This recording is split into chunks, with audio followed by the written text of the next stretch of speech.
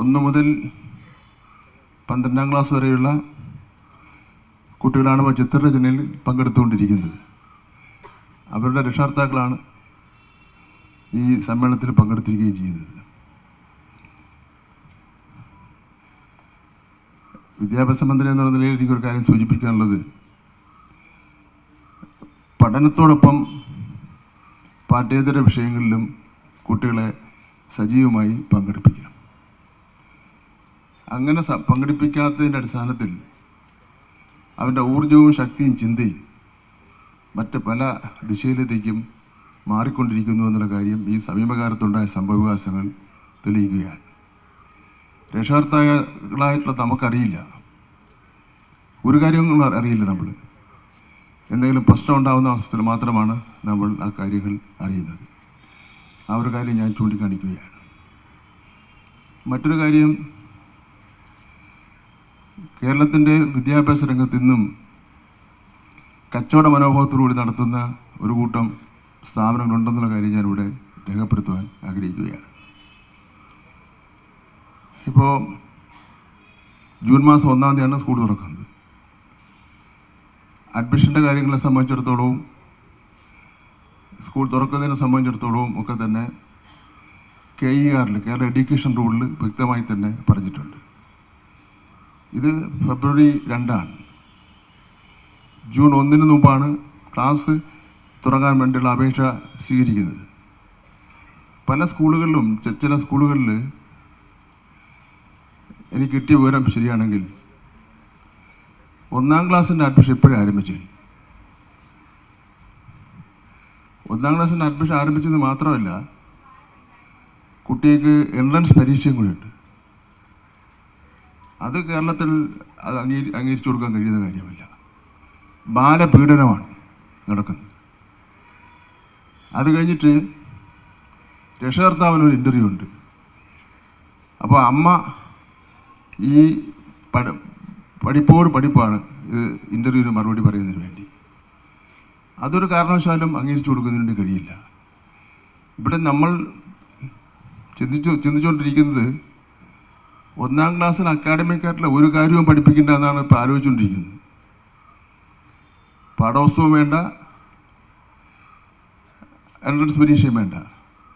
അവൻ ഹാപ്പിയായിട്ട് സന്തോഷത്തോടുകൂടി സ്കൂളിൽ വരട്ടെ, അവൻ പ്രകൃതി മനസ്സിലാക്കട്ടെ, അവൻ ഭരണഘടനയുടെ കാര്യങ്ങൾ മനസ്സിലാവട്ടെ, ഒരു പൗരനെന്നുള്ള നിലയിൽ വളർന്നു വരുമ്പോൾ ശീലിക്കേണ്ട കാര്യങ്ങൾ മനസ്സിലാവട്ടെ. അതെല്ലാം മനസ്സിൽ കയറുന്ന സമയം ഈ 1-ാം ക്ലാസ്സൊക്കെയാണ്. ലോകത്തിൻ്റെ പല രാജ്യങ്ങളിലും 1-ാം ക്ലാസ്സിൽ ഒരു സിലബസും ഇല്ല. എന്ന് മാത്രമല്ല, ഒരു സ്കൂളിൽ 1-ാം ക്ലാസ് ചേരുന്നതിന് വേണ്ടി ഒരു അപേക്ഷ കൊടുത്താൽ അവൻ അപേക്ഷ നിഷേധിക്കുന്നത് അത് ഭരണഘടനാ വിരുദ്ധമാണ്, ബാലാവകാശ നിയമങ്ങൾക്ക് എതിരാണ്. മറ്റൊന്ന്, ഗവൺമെൻറ് സ്കൂളായിരുന്നാലും സ്വകാര്യ സ്കൂളായിരുന്നാലും PTA ഫീസ് വാങ്ങുന്നത്, നിങ്ങൾ ഞാൻ PTAയുടെ ഭാരവാഹികളൊക്കെ ഉണ്ടാവും, കുറച്ച് കൂടുതലാണ്. ഓരോ ക്ലാസ്സിനും 100 രൂപ, 50 രൂപ, 25 രൂപ വെച്ച് വാങ്ങാൻ പാടുള്ളൂ ഓരോ ക്ലാസ്സിനും. ഇവിടെ 2500, 3000, 4000, 5000 രൂപ വാങ്ങുന്ന സ്ഥാപനങ്ങളുണ്ട് എന്നുള്ള കാര്യം എൻ്റെ ശ്രദ്ധയിൽപ്പെട്ടിട്ടുണ്ട്. കർശന നടപടി അത്തരം സ്കൂളുകൾക്കെതിരെ എടുക്കും. അത്തരം PTA അവിടെ പ്രവർത്തിക്കാൻ വേണ്ടി അനുവദിക്കുന്ന പ്രശ്നമില്ല. വളരെ കർശനമായ നിലപാട് അക്കാര്യത്തിൽ സ്വീകരിക്കുന്നതാണ്. അതുപോലെ അംഗീകാരമില്ലാത്ത സ്കൂളുകൾ, പ്രാരംഭമായിട്ടിവിടെ ഒരു പഠനം നടത്തിയ അവസരത്തിൽ 872 സ്കൂളുകൾ അങ്ങനെയുണ്ട്. നിയമം അനുസരിച്ച് NOC കൊടുക്കണം ഗവൺമെൻറ്, വിദ്യാഭ്യാസ വകുപ്പ്, ഏത് കോഴ്സായിരുന്നാലും.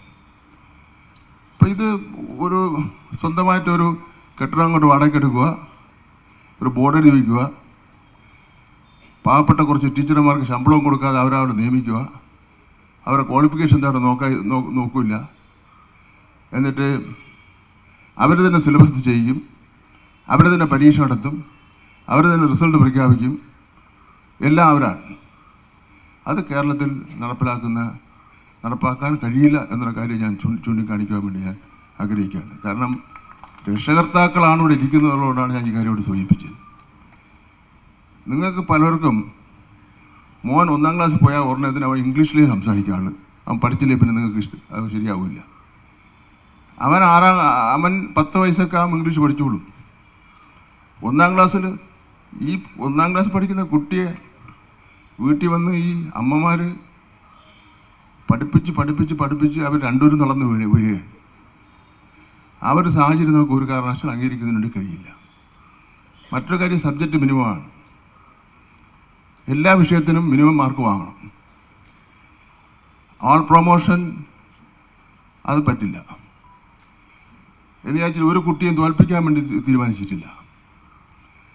അപ്പോൾ സബ്ജക്റ്റ് മിനിമം എന്ന് പറഞ്ഞാൽ എല്ലാ സബ്ജക്റ്റിനും 35-30 മാർക്ക് വാങ്ങണം.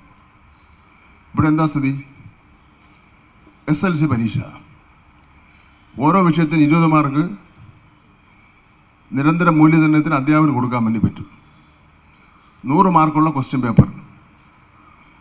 അപ്പോൾ ഒരു അധ്യാപകൻ 20 മാർക്ക് കണ്ണടച്ചോണം കൊടുക്കുകയാണ്. അപ്പോൾ 20 ആയല്ലോ. പിന്നെ ഈ ഒരു വർഷം മുഴുവൻ കഷ്ടപ്പെട്ടവൻ പഠിക്കുന്നില്ല. 10 മാർക്കിൻ്റെ ഉത്തരവും കൊണ്ട് എഴുതിയാൽ 20-30 പാസ്. 50-നാണെങ്കിലോ ചോദ്യം 5 മാർക്കിൻ്റെ ഉത്തരം തിരിക്കുത്തോലം എഴുതിയാൽ രക്ഷപ്പെട്ടു. നമ്മുടെ കുട്ടികൾ ദേശീയ അടിസ്ഥാനത്തിൽ നടക്കുന്ന മത്സര പരീക്ഷയിൽ ജയിക്കണ്ടേ? ദേശീയ യൂണിവേഴ്സിറ്റിയിൽ നമ്മുടെ കുട്ടികൾക്ക് പ്രവേശനം കിട്ടണ്ടേ? ചിലരെല്ലാം പറയുന്നുണ്ട് ഇതൊന്നും വേണ്ടാന്ന്. ഈ വേണ്ടാന്ന് പറയുന്നുണ്ട് മക്കളിലെ ഇപ്പോൾ എഞ്ചിനീയറിംഗ് കോളേജിലും മെഡിക്കൽ കോളേജിലും IISനും ഒക്കെ കോച്ചിങ് ക്യാമ്പുകളിൽ പഠിക്കുന്നവരാണ്. വേണ്ടാന്ന് പറഞ്ഞാൽ ഒരു കാര്യം മനസ്സിലാക്കണം, ഈ നാട്ടിലെ പാവപ്പെട്ട കുട്ടികളും ഇത്തരം വിദ്യാലയങ്ങളിൽ പഠിക്കുന്നതിന് വേണ്ടിയുള്ള ഒരു അന്തരീക്ഷം ഉണ്ടാവട്ടെ എന്നുള്ള കാര്യം അവർ ഓർക്കുന്നത് നന്നായിരിക്കും എന്നുള്ള കാര്യം സൂചിപ്പിക്കാൻ വേണ്ടി ഞാൻ ആഗ്രഹിക്കുകയാണ്. ഈ വർഷം 10 വർഷത്തിന് ശേഷമാണ് പാഠപുസ്തകം പരിഷ്കരിക്കുന്നത്. ഒരു വിവാദവുമില്ലാതെ 5 പാഠപുസ്തകങ്ങൾ പരിഷ്കരിച്ചു. 5-ാം ക്ലാസ് വരെയുള്ള. ബാക്കി സ്കൂൾ തുറക്കുന്നതിന് ഒരു മാസം മുമ്പേ കുട്ടികളുടെ കൈകളിലേക്ക് അത് ലഭിക്കുമെന്നുള്ള കാര്യം കൂടി ഞാൻ സൂചിപ്പിക്കുകയാണ്. എന്തായാലും ഞാൻ രവി പിള്ളയുടെ ഫോട്ടോ പോസ്റ്റ് ഉദ്ഘാടനം ചെയ്തുകൊണ്ട് സംസാരിച്ച അവസരത്തിൽ RS ബാബുവിനോട് ചോദിച്ചുകൂടെ ഇരിക്കുന്ന ഓഡിയൻസ് ആരാണ്? അപ്പോൾ പറഞ്ഞ് രക്ഷകർത്താക്കളാണ്. രക്ഷകർത്താക്കളെ കയ്യിൽ കിട്ടിയല്ലോ ഇത്രയും വരെ. അപ്പോൾ അതുകൊണ്ട് ഈ കാര്യങ്ങളൊന്ന് പറഞ്ഞ് മനസ്സിലാക്കാൻ വേണ്ടി തീരുമാനിച്ചു. എന്തായാലും ഞാൻ പറഞ്ഞതിൽ നിങ്ങൾക്ക് വ്യത്യസ്താഭിപ്രായം ആർക്കും ഉണ്ടാവില്ലെന്നാണ് എനിക്ക് തോന്നുന്നത്. അല്ലേ? ഉണ്ടോ? അപ്പം നിങ്ങളുടെ എല്ലാവരുടെയും പിന്തുണ അഭ്യർത്ഥിച്ചുകൊണ്ട് എന്നെ നല്ല ചടങ്ങ് ക്ഷണിച്ചതിനുള്ള നന്ദി രേഖപ്പെടുത്തിക്കൊണ്ട് എൻ്റെ വാക്കുകൾ അവസാനിക്കും.